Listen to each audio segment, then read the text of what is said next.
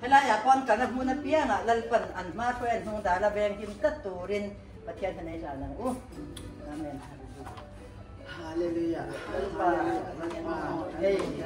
Teram tanah panen lalpa nangin kiran soy sen lalpa anu kalma lalpa ina na kana ro kai na ting lo lalpa binti lo tin ka sam ka ro ta kan lo na ba kun lo tu kan sik se tun lalpa kun chen ina kala lalpa na beng se na Azai na koi ini yang sama. Anjir tahu jual lalpa lelaya. Lalpa lalpa itu jangan. So ini saya kita hawina tiga naik dua bea. Lalpa kan tiga kita ini mas. Lalpa nang kan leci kan lobe. Nang kan leci kan lobe. Lalpa dan ini nang kan tiga itu nanti kan.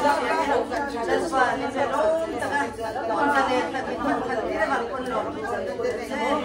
Lalpa sudah pun ada lalpa.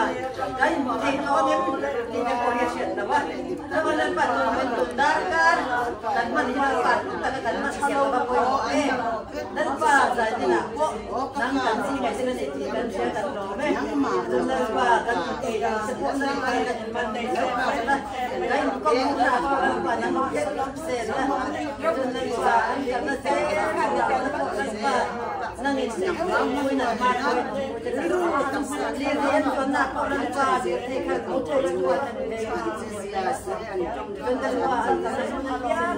Joy môi này, lần qua ít joy đồ môi là vẫn ông đầu, do vậy lần qua cả chiang chế, lần qua nắng mặt chỉ thì lần qua nắng mặt joy môi này, lần qua ít joy lần qua nắng mặt chỉ do vậy lần qua nắng mặt liền, lần qua là ông cái đồ ăn cô nó ăn thì nó riêng cái lần qua nó ăn nó sạch sẽ rồi, lần qua nó ăn lần qua mà bộ lần qua lần qua lần qua mà kia anh nói đi cái nào cũng phải làm mátนั่นแหละanh nói lần qua thì anh mà đi lâu lâu về lần qua quay chân lên anh nói mình giống rồi đi cho anh mà lần qua chúng ta tập đánh lò mèo để anh như của ta đã có năm ngày chung với ta để anh qua anh cần cái lần qua cần là gì anh mà đi thấy nó đấy lần qua chung mà xuân lần qua Ronan kalau nak ani lalpa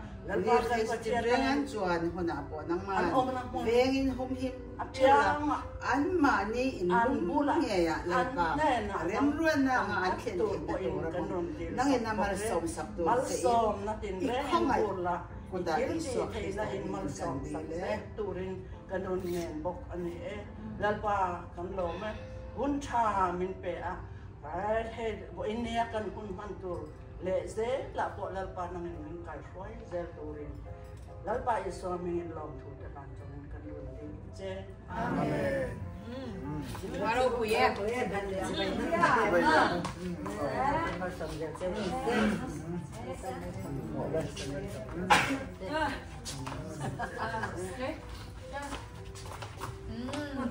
Kan, ano kayo ba? Oo, so Tapi, so kayo ko na, bulat sa tulka.